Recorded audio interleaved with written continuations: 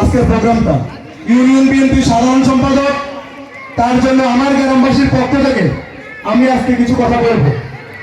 আমাদের মাঝে উপস্থিত রয়েছেন আগামী 12ই ফেব্রুয়ারি নির্বাচনে ধানের শীষের প্রার্থী আমাদের সকলের শ্রদ্ধেয় আগামী দিনের রামগঞ্জের সংসদ সদস্য, আমরা আশা করবো মন্ত্রী পাবো ইনশাআল্লাহ, শাহাদাত হোসেন সেলিম ভাই। আমি এই গ্রাম থেকে কিছু কথা ওনাকে বলবো, 2 মিনিট সময় নেব। আগন্তুক অতিথিবৃন্দু, আমার এই গ্রাম হচ্ছে লক্ষ্মীপুর জেলার শেষ গ্রাম। আমার এই জায়গা থেকে 2 বাড়ি পরে লক্ষ্মীপুর জেলার শেষ। আমরা অবহেলিত, আপনাদের সুযোগ আমরা চাচ্ছি। আমার গ্রামের কিছু প্রতিষ্ঠান রয়েছে, কিছু রাস্তাঘাট রয়েছে, কিছু দাবি দাবা রয়েছে।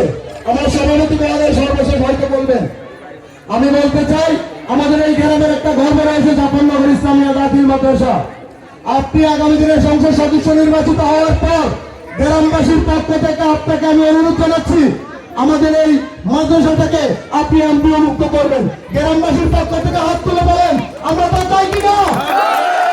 আমরা যদি তা চাই, আগামী 12ই ফেব্রুয়ারি জাফরনগরবাসী দানারি শেষে প্রত্যেক ফ্যামিলি প্রত্যেক ঘর থেকে ভোট দেব ইনশাআল্লাহ বলে আমরা হাত তুলি। আমি বলতে চাই, আমাদের এই পাশে প্রাইমারি স্কুলের পিছনে একটা রাস্তা রয়েছে, রিক্সাও চলাচল করতে পারে না।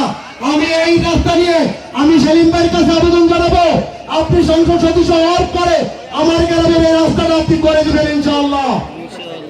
আমি আর কথা বাড়াবো না।